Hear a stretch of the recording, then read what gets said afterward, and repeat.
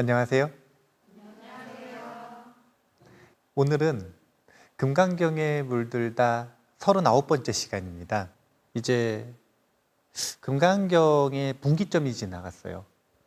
오늘 이제 금강경식 분노 수업을 해볼 거예요.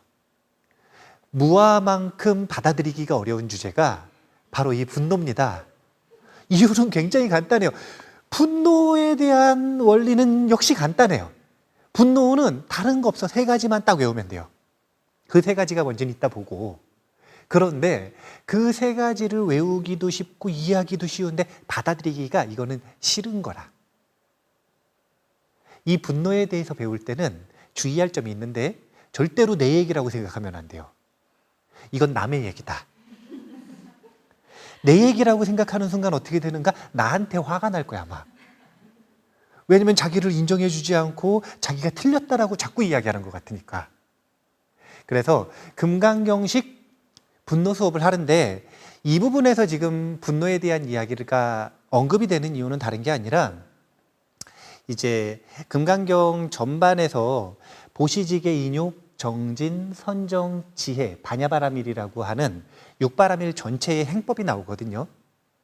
그러니까 보시품, 인욕품, 정진품 이렇게 품이 나눠서 나오는 건 아니지만 그 주제가 하나하나씩 드러나요.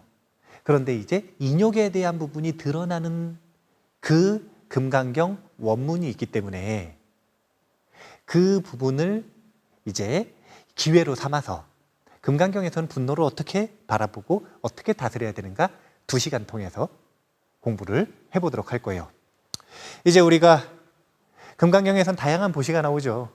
7보를 우주에다 가득 채워가지고 삼천대천세계에다 가득 채워서 보시한다. 항하사에 모래수만큼의 세계가 있는데 그 세계에 모래가 있는데 그 가득한 모래수만큼 목숨을 보시한다. 앞에 약간 좀 이 뻥튀기한 것들 빼고 뭐 삼천대천세계에다 가득 보시하고 이거 빼고 항하의 모래수 빼고 담백하게 이야기하면 뭘 보시한다는 거냐면 재물을 보시한다 아니면 목숨을 보시한다잖아요. 이 두 가지보다 무엇이 더 수승한가? 법을 보시하는 공덕이 더 수승하다. 이걸 말하고 싶은 거예요. 첫 번째. 두 번째는 그러니까 법을 보시하는 것만 수승하고 재물을 보시하고 목숨을 보시하는 거는 하나도 안 수승하다 이 얘기하는 건가요? 아니요. 둘 다 수승하다. 하지만 법보시가 더 수승하다 이렇게 얘기를 하는 거예요. 그런데 그러다 보면 턱턱 걸리는 게 있어요. 목숨을 과연 보시하는 게 가능한가? 목숨을 보시하면 수승한 공덕이 있대요. 그러면은 이번 생은 접고 다음 생을 위해서 목숨을 보시할 수 있을 것 같아요?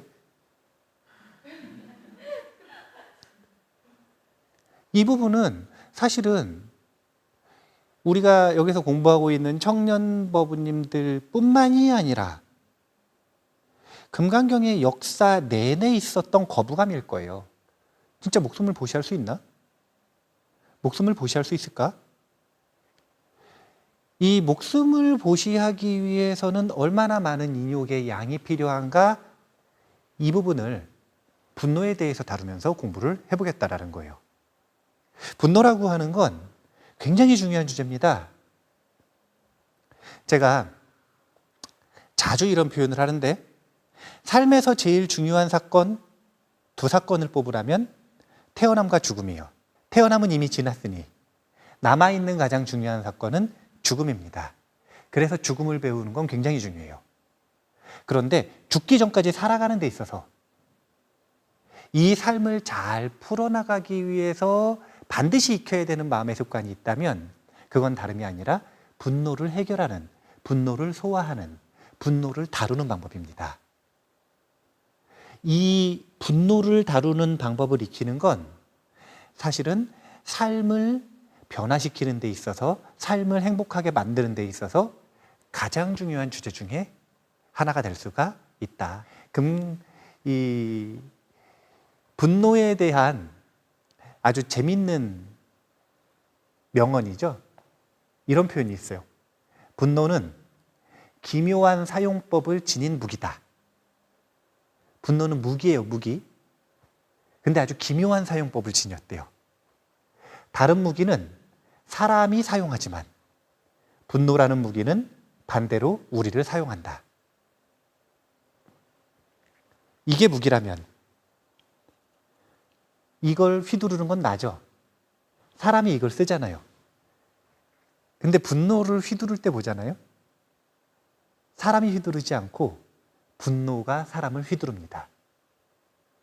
분노에 잡아먹혀버리는 거죠. 이건 분노를 못 다루는 거예요. 금강경 속에서는 분노를 없애라는 말을 하지 않습니다. 분노 없는 사람은 우울증이 걸려. 매가리가 없어요. 힘이 없어요. 분노는 힘이라. 분노는 인간이 가지고 있는 가장 원초적인 감정의 힘이에요. 그래서 분노의 힘을 없애는 게 아니라 어떻게 하는 거냐면 다루는 것이다. 그래서 분노가 나를 휘두르게 하지 말고 내가 어떻게 분노를 쓸 것인가를 배우는 것, 이것이 분노를 다루는 방법을 배우는 것이다 라는 걸 알고 계셔야 돼요. 수보리존자의 15번째 질문이에요. 의문. 수많은 사람들이 금강경 원문 공부하다가 드는 의문을 대표로 질문을 해주신 겁니다. 이렇게 의문을 가지셨어요. 부처님께서는 제보시와 목숨보시의 복덕이 아무리 크더라도 무주상보시의 복덕에 비할 수 없다고 하셨다. 법보시의 공덕에 비할 수 없다고 하셨다.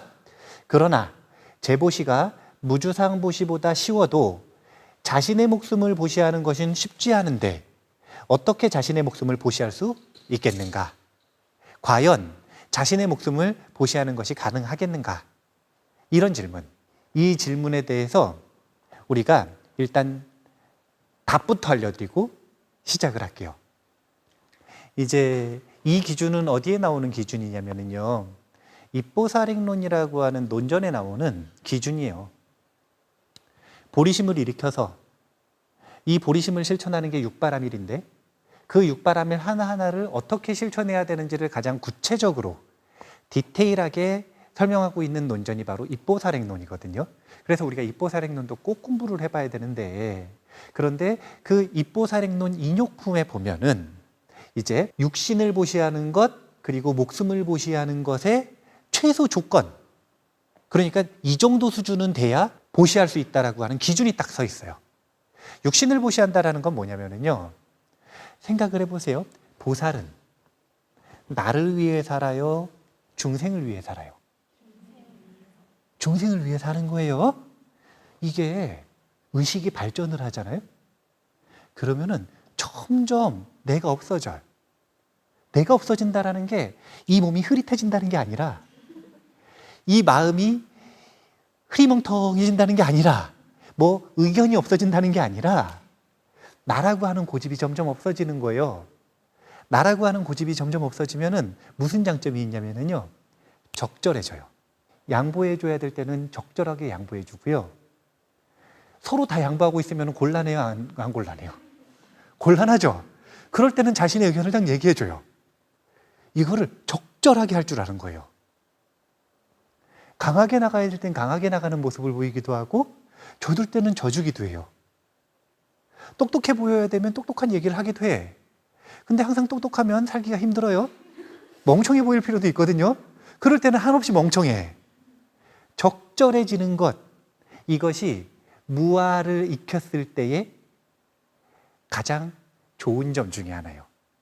그런데 그렇게 이 적절해지는 그런 수행을 쭉 하다가 보면, 이 아까도 이야기했지만 철저하게 중생을 위해서 살아가기 시작합니다. 이제 불교니까 중생을 위해 살아간다라고 표현을 하잖아요. 이거를 이제 그냥 일반 용어로 바꾸면요, 남 좋은 일 시킨다 이거예요. 사람은 의식이 발전할수록 점점 이제 남 좋은 일 시키고 살아가거든요. 그러니까 평생 자기는 새가 빠지는 거라. 그런데 자기를 위해서 노력을 하지 않으니까 누구 좋은 일 시키는 거예요? 남 좋은 일, 세상 좋은 일 시키고 가는 게 사실은 보살의 삶이에요. 안 좋아 보여요? 아니 왜? 남 좋은 일 시킨다는데 사람들은 남 좋은 일 안 시키니까 나도 안 좋고 남도 안 좋잖아. 그렇잖아요. 나 좋으려다가 싸워서 그 사람 거 다 뺏어서 남도 안 좋고 나도 안 좋고. 그거보다 남이라도 좋게 해주면 그거 얼마나 좋아요. 그러니까 이 남 좋은 일을 시킨다, 이걸 잘 봐보세요. 그러면은 이 내 삶은 중생의 것이라. 그러면 소유권이 누구한테 넘어간 거예요?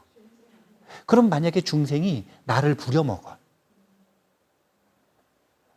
와라, 가라, 이거 해라, 저거 해라. 그러면은 사실은 보살의 입장에서는 내 육신과 마음의 소유권을 누구에게 넘겨줬어요? 그러면 소유권 가지고 있는 사람들이 이리 휘두르든 저리 휘두르든 나랑 상관이 있어요, 없어요? 근데 중생의 마음은 그걸 가지고 왈가왈부하고 화를 내고 자기 혼자 지지고 볶고 난리가 난단 말이에요. 육신을 보시한다라고 하는 건 뭘 얘기하는 거냐면 내 육신을 가지고 중생을 위한 삶을 살아가는데 그의 말을 듣는다라는 거예요. 중생의 요구를 들어준다라는 거예요. 그런데 여기에도 기준이 있는 거예요. 입보살행론에서는 무슨 기준이 있다 그러냐면 보시받는 이 그 사람에게 행복에 도움이 될 때 그때는 중생의 요구를 무조건 들어준다. 그러니까 육신을 보시해서 중생을 위해 삶을 살아가는데 무작정 말을 들어주는 게 아니라 지혜 있는 보살이라면 이렇게 내가 그를 위해서 살아가고 희생을 했을 때 그 사람이 행복해진다면 그렇게 한다 이거예요. 그런데 그게 아니라 악한 의도를 가지고 나를 휘두르려고 하거나 자기가 지옥 같은 고통에 빠지는 길로 나에게 도움을 달라고 하거나 그러면은 그때는 육신을 보시하는 것을 거부할 수 있다는 거예요. 기준이 명확하죠? 목숨을 보시하는 것도 기준이 있어요. 목숨을 구유시하는 건 그 사람이 행복한가 아닌가가 아니라 이거는 그냥 말 그대로 자격 요건이에요.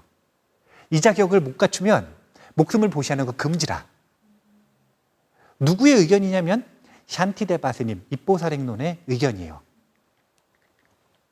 샨티데바 스님은 뭐라 그러시냐면 목숨을 보시하려면 최소한 수다원과는 얻었어야 된다. 쉽게 얘기하면 이건 뭐냐면 무아에 대한 체득이 있어야 된다는 거예요. 무아의 흐름에 들어간 사람이어야 그래야만 목숨을 보시할 자격이 있다.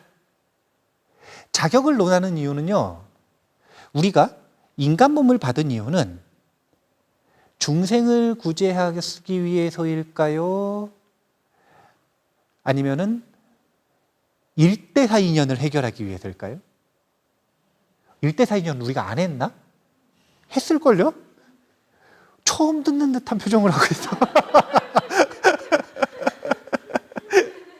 인간 몸을 받은 본래 목적이라는 게 있단 말이에요. 이 인간 몸을 받았을 때 희유하고 소중한 기회가 주어지는데 그건 뭐냐면 다름 아니라 성불의 길을 갈 수 있다는 거예요. 그런데 성불의 길을 갈 때는 무아에 대한 알미 생기기 전까지, 그러니까 무아에 대한 흐름에 들어가기 전까지는 중생의 흐름 속에서 있는 거예요. 그러니까 최소한의 성취해야 되는 자격 요건이라고 하는 건, 그러니까 가장 먼저 우선순위로 성취해야 되는 건 무아의 흐름에 들어가는 거라. 이걸 못하면 할 일을 안 해놓고 다른 사람들에게 자신의 목숨을 보시하는 것, 이것은 쓸데없는 일이다 이거예요. 우선순위 자체가 틀렸다. 그리고 두 번째, 그렇게 무아의 흐름에 들어가지 못한 사람이 목숨을 보시하는 건 그것은 그냥 객기, 그 이상도 그 이하도 아니라는 거예요. 무아의 흐름에 들어간 사람이 목숨을 보시할 때 무주상으로 보시를 할 수 있는 겁니다. 정말로 선한 마음으로 보시할 수 있는 거예요. 물론 이제 무아의 흐름에 들어가지 못한 성인이 아닌 범부들도 전쟁이나 위기 상황이나 이런 순간에, 재난 상황이나 이런 순간에 다른 사람들을 위해서 자기 목숨을 보시하는 경우가 있어요, 없어요? 있죠. 그런 경우는 특수한 경우고, 우리가 맨날 재난 영화 찍고 살아가는 거 아니잖아요. 맨날 아침에 저희 버스 탈 때마다 목숨을 대신 보시할 겁니까? 뭐 이런 질문 받는 게 아니잖아요. 그런 건 평생 한번 만날까 말까 한 특수한 상황이고, 그게 아니라 중생에게 있어서 보살의 길을 가는 보살에게 있어서 삶 속에서 목숨을 보시해야 되는 그런 순간이라고 하는 것, 보시를 할 것인가 말 것인가 이런 딜레마의 순간이라고 하는 건 재난보다는 훨씬 많이 일어난다는 거예요. 그리고 훨씬 기본적으로 생각을 정리해 놔야 되는, 그러니까 그런 상황이 생겼을 때 내가 어떻게 행동할 것인가라고 하는 자신의 행동 지침을 보살에게 있어서는 좀 정리가 되어 있어야 되는 그런 내용이기 때문에 이렇게 정리를 합니다. 그래서 금강경 원문이에요. 읽어볼게요. 수보리여, 인욕바라밀을 열에는 인욕바라밀이 아니라고 설하였다. 왜냐하면 수보리여, 내가 옛적에 가류왕에게 온몸을 마디마디 잘렸을 때 나는 자아가 있다는 관념, 계아가 있다는 관념, 중생이 있다는 관념, 영혼이 있다는 관념이 없었기 때문이다. 왜냐하면 내가 옛날 마디마디 사지가 잘렸을 때 자아가 있다는 관념, 계아가 있다는 관념, 중생이 있다는 관념, 영혼이 있다는 관념이 있었다면 성내고 원망하는 마음이 생겼을 것이기 때문이다. 이제 길죠. 이거 아인중수 이렇게 하면 참 좋은데 한글로 번역을 하면은 이게 까다로워. 읽는데 오래 걸려요. 아상인상, 중생상, 수자상이 있다면 결론이 뭐냐면 가리왕에게 사지가 잘리는 그 순간 인욕했을 거라는 거예요. 못했을 거라는 거예요. 아인중수상이 만약에 있었다면 못했을 거다. 그러니까 집착이 조금이라도 남아있었다면 사지가 잘리는데 어떻게 인욕을 하느냐 이거예요. 그러니까 아까 입보살행론의 그 구조하고 딱 보셔야 돼요. 입보살행론에서 목숨을 보시하는 것에 기준이 있었잖아요. 자격요건. 그건 뭐냐면 무아에 대한 알미 있는 거죠. 무아에 대한 알미 있을 때 근본적인 집착이 해결되기 시작한다는 거예요. 그러니까 이 집착, 아인중수상이 해결된 존재만이 진정한 인욕을 할 수가 있다. 진정으로 목숨을 보시할 수 있다. 그 얘기를 지금 하는 겁니다. 제가 가리왕 이야기를 해드릴게요. 이제 금강경쯤 오면 보살은 많아졌어요. 금강경이 시작되기 전에도 관세음보살, 문수보살 있었을까요? 없었을까요? 있었어요. 관세음보살, 문수보살 기원 전후에 다 나타났거든요.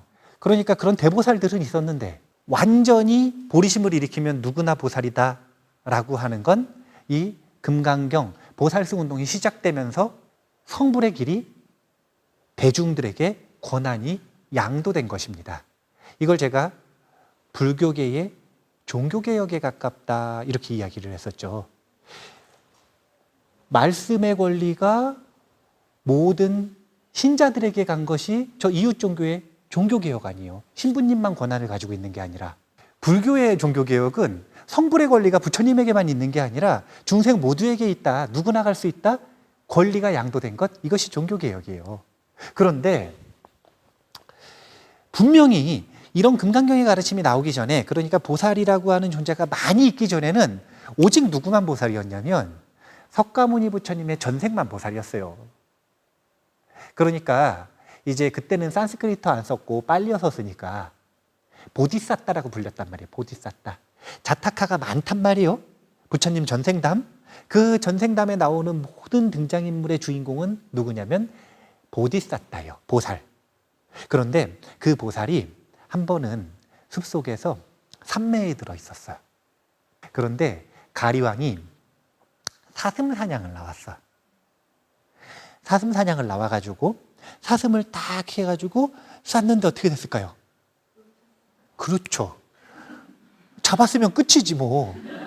이야기가 더 진행이 안 되죠. 놓쳤어요. 그러니까 쫓아갔겠죠. 그런데 도저히 못 쫓아가겠는 거예요. 그래가지고 거의 놓친 상태인데 저기 보니까 수행자 하나가 나무 밑에 앉아 있네요. 그래서 거만하게 가서 산매에 들어있는 보디사타에게 물어봅니다. 깨워가지고, 수행자요, 지나가는 사슴 못 봤는가? 자, 보디사타는 봤을까요? 못 봤을까요? 산매에 들어있었지만 봤나 봐요. 일로 지나가는 거 봤어요. 저쪽 길로 가야 돼요. 그런데 얘기를 딱 해줄까 말까 하는데 문득 그런 생각이 드는 거예요. 어떤 생각이 드냐면 중생은 고통을 싫어하고 살고 싶어하고 행복해지고 싶어하는 공통의 본능이 있는데 저 사슴 분명히 살고 싶어서 갔을 텐데 내가 말해주면 어떻게 될까? 그럼 내가 말해줘야 되나? 그래서 가만히 있었어요. 말을 안 하고요. 그러니까 교만한 가리왕이 화가 날까요, 안 날까요? 화가 나지. 수행자 때문에 원래 화난 거예요? 자기가 사슴 놓쳐서 화난 거예요? 근데 이제 보통 다 뒤집어 씌우잖아. 밖에서 화나서 와놓고 집에 와가지고 가족 때문에 화났다고 다 뒤집어 씌우잖아요, 사람들이. 원래 화나놓고 친구 만나면 그 사람 때문에 화났다고 다 뒤집어 씌우잖아요. 원래 중생이 분노하는 꼴이 그렇거든요. 분노에게 휘둘린다. 가리왕이 분노에 휘둘려가지고 어떻게 하기 시작했냐면 그래서 너는 뭐 하는 놈이냐? 그러니까 저는 인욕수행자입니다. 눈빛이 화가 잔뜩 나가지고 칼을 딱 들고 어떻게 했냐면 팔을 딱 잘라버렸어요. 오른쪽 팔을 확 잘라버렸어요. 그러면 산매에 깊이 들 수 있는 수행자인 보디사타는 아플까요? 안 아플까요? 안 아플 거라고 생각하면 안 돼요. 잘리면 아파. 잘리면 아파. 잘리면 아파요. 너무 아픈 거예요. 그런데 너무 아픈데 아파가지고 소리를 지르거나 화를 내거나 이런 반응을 보여야 되는데 산매력이 깊고 지혜가 있으면 뭐가 다르냐면 안 아픈 게 아니라 그 아픔에 대해서 자동적으로 일어나는 반응을 선택할 수 있는 거예요. 산매력이 없으면 습관대로 반응하겠죠. 근데 산매력과 지혜의 힘이 있으면 그 속에서도 반응을 선택할 수 있는 거예요. 문득 한 찰나에 드는 생각이 어떤 생각이 드냐면 이 교만하고 난폭한 왕이 수행자인 나에게도 이런데 일반 백성들에게는 얼마나 큰 해악을 끼치겠는가. 그 불쌍한 중생들을 생각했을 때 보살 수행을 하는 내가, 보리심을 완성하겠다는 내가 저 왕에게 화를 내는 것은 맞지 않다. 참아야겠다. 싸우지 말아야겠다. 사실은 산매력이 뛰어나요? 그럼 신통 좀 있을까요? 없을까요? 있죠? 그러면은 팔이 다시 뚝 붙을 수도 있어, 없어요? 없어요. 하지만 교만한 왕 하나쯤 싸워서 날려보내려고 그러면 날려보낼 수 있을까요? 없을까요? 있겠죠. 그런데 그렇게 하고 싶지 않은 거예요. 그래서 가만히 있었어요. 소리도 안 지르고 아파 죽겠는데 속으로는 아파 죽겠지만 소리도 안 지르고 가만히 있었어요. 이 일반적인 반응을 보이지 않은 거죠. 그 모습을 보고 왕은 마음이 어때요? 더 화가 나죠. 그래가지고 이번에는 왼팔을 잘랐어요. 그래 놓고 뭐라 그러냐면 그래, 너는 뭐 하는 놈이냐? 저는 인욕수행자입니다. 그래? 이번엔 오른 다리를 잘랐어요. 저는 인욕수행자입니다. 왼 다리를 잘랐어요. 저는 인욕수행자입니다. 귀를 자르고 코를 잘랐어요. 이쯤 되니까 듣는데 내 얘기도 아닌데 좀 승질이 나려고 그래요? 안 나려고 그래요? 나려고 하죠. 중생은 원래 내 일도 아니고 남의 일인데도 같이 승질을 내. 아니 왜 승질이 나나 몰라요? 그런데 천신 중에서 제석천왕이 있는데 제석천왕은 보리심을 일으킨 사람들을 보호해야 되는 의무가 있습니다. 그러니까 홍옥보자가 뜨거워지는 거예요. 엉덩이가 막 뜨거워져. 보디사타가 지금 고난을 당하고 있어요. 그래가지고 이렇게 보니까 저 교만한 가리왕이 귀한 분에게 못 쓸 짓을 하고 있단 말이에요. 그러니까 재석천왕이 화가 나요, 안 나요? 재석천왕은 중생이잖아. 천신들은 중생이잖아요. 그래 분노에 휘둘리잖아. 욕계 중생이니까. 그리고 승질이 나가지고 어떻게 하냐면 내려와가지고 가리왕의 머리를 7조각으로 쪼개버리려고 합니다. 그래서 경전에 자주 나오는 거예요. 보리심을 일으키니 깨달은 이들에게 해악을 가하면 머리가 7조각으로 쪼개져서 죽는다. 그 자리에서 무간지옥에 떨어진다. 재석천왕이 보고 있어요. 조심하세요. 내려와가지고 머리를 7조각으로 탁 쪼개려고 그러는데 지금 이게 뭐예요? 저 금강정 이거 가지고 딱 쪼개려고 그러는데 번개 내리쳐가지고 쪼개려고 그러는데 가리왕은 그게 보여요, 안 보여요? 천신 못 봐, 수준이. 근데 보디사타는 그게 보여요, 안 보여요? 보이죠? 그러니까 하지 말라고. 그러지 말라고.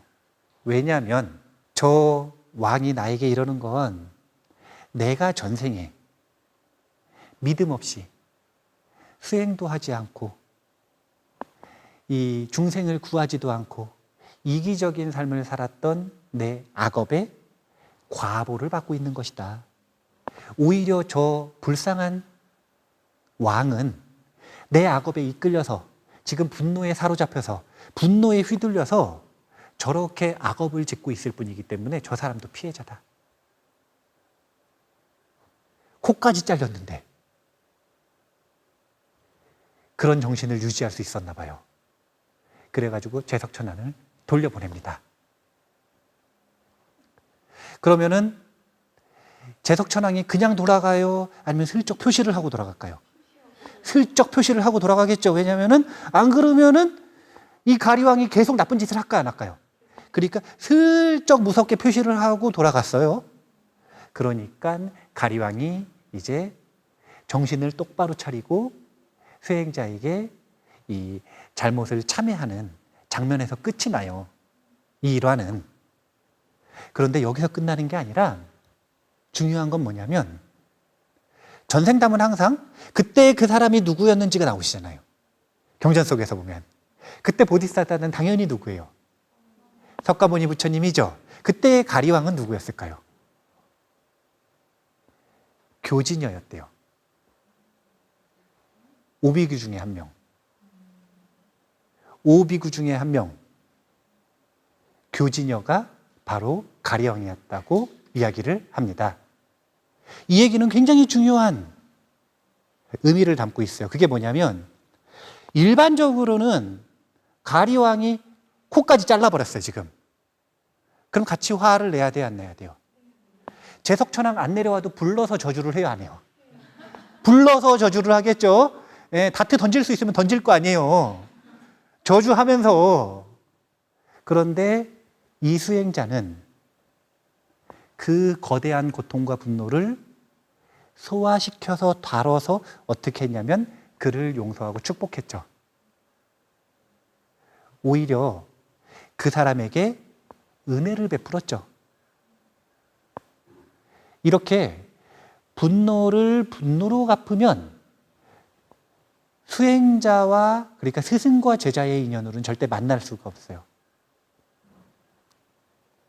분노를 소화시켜서 은혜로 갚았기 때문에 그 다음 어느 생에 이 관계가 어떻게 변화를 한 거냐면 스승이 아라한으로 제자를 이끌어주는 자신의 윤회의 마지막 스승으로 관계가 맺어질 수 있었던 겁니다. 우리가 원결을 정말 많이 믿고 살아요. 제가 이 법부님하고 원결이 있을까요, 없을까요? 별로 없지. 왜냐면 자주 안 만나니까. 근데 조금이라도 자주 만난 사람이랑은 조금이라도 원결이 있을까요, 없을까요? 있겠지. 이번 생에도 원결이 있을 거예요. 안 보이는 원결뿐만이 아니라. 이번 생에도 원결이 있을 거예요. 근데 그 원결을 끝까지 원결로 가지고 갈 것인가 아니면 은결로 변화시킬 것인가, 이 핵심이 되는 게 바로 분노를 다룰 수 있는가 다룰 수 없는가예요. 분노를 못 다루는 사람은 그냥 원한제족이라. 이 사람한테는요 원래 은결이 있었던 사람을 만나도 이렇게 서로 소개를 시켜줘도 원수돼서 헤어져. 그런 사람이 있어요, 없어요?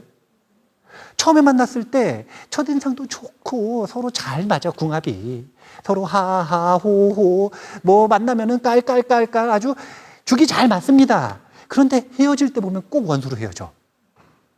그러니까 보면은 진짜 그런 사람이 있어요. 어떤 관계든 원한으로 변질시키는 사람. 근데 아마 그 사람이 가지고 있는 최고의 능력은 뭐냐면 분노에 시달리는 걸 거예요. 분노를 못 다루는 거. 분노를 못 다루면 원한도 많아, 분노를 못 다루면 질투도 많아, 분노를 못 다루면 각종 번뇌들의 백화점과 같은 존재예요. 그럼 뭐 당연히 지옥 같은 삶을 살겠죠. 아수라 같은 삶을 살겠죠. 그것도 능력이라. 그렇게 분명히 안 살고 싶을 텐데 그렇게 하는 거 보면은 그 사람이 번뇌에 아주 강력하게 사로잡혀 있다는 걸 보면 돼요. 근데 그 중에서도 분노를 못 다루고 있다. 이게 핵심이라는 거예요. 분노를 다루면 어떻게 되는가? 원한조차도 은혜로 변화시킬 수 있다. 분노를 다루는 최고봉은 당연히 석가모니 부처님이겠죠. 그러니까 석가모니 부처님은 마라의 대군이 화살비를 쐈는데 이 화살비가 뭘로 변하냐면 꽃비로 변하죠. 그의 앞에 왔을 때 신통력으로 짠 이렇게 해서 변화시킨 게 아니에요. 분노를 다룰 줄 알기 때문에 그 분노를 다룸으로써 원한과 해악과 공격성을 은혜로, 행복으로, 평화로움으로, 축복으로 바꿀 수가 있는 겁니다. 아까 가리왕이 팔을 잘랐을 때 보디사tta가 뭐라 그랬냐면 제석천왕에게 그 사람이 나에게 지금 이런 해악을 끼친 건 원인이 뭐라 그랬냐면 내 과거의 악업 때문이라 그랬죠. 자, 고통이 일어나는 원인은 뭐 때문에 일어나는가? 내 과거의 악업 때문에 일어난다.